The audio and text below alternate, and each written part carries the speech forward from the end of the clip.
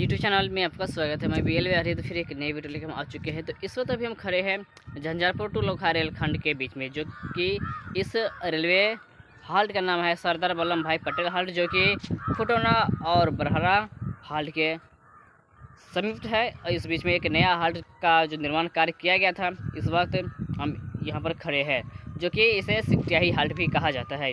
तो फिलहाल यहाँ पर जो है बहुत ही पहले CRS की जो कार्य है वो कंप्लीट कर लिया गया है, CRS भी हो चुका है, लेकिन अभी तक यह पुष्टि नहीं किया गया है कि कब तक झंझारपुर से लोखा रेलखंड के लिए ट्रेन दी जाएगी, कब तक एक जो कि 2 या 3 या 4 जितना हो सके उतना डेमो एक्सप्रेस ट्रेन चलाने की जो बात नहीं किया गया है।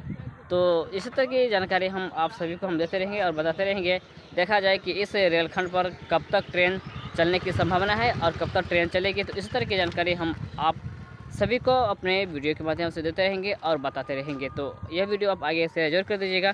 तो फिलहाल खुटौना रेलवे स्टेशन पर जो है वो कुछ जो कार्य बचा हुआ है वो सभी कार्य यहाँ पर हो रहा है।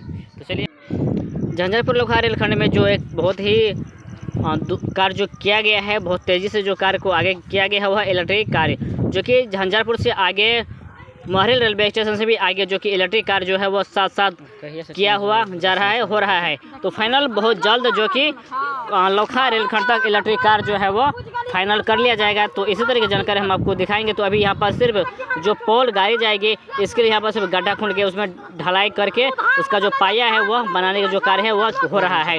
तो चलिए, इस तरह की जानकारी हम आप सभी लोगों को हम दिखाते रहेंगे और बताते रहेंगे। तो बहुत जल्द इस रेलखंड पर एक नई ट्रेन की सौगात मिलेगी और आप सब लोगों को इस झंझारपुर लोखा रेलखंड की बहुत जल्दी एक नई ट्रेन की शुरुआत की जाएगी। लेकिन सबसे बड़ी की बात है कि यहाँ एक अंडरपास बनना था, वो अभी तक नहीं बनाया गया है। तो बहुत जल्द ये सभी कार्य शुरू की जाएगी।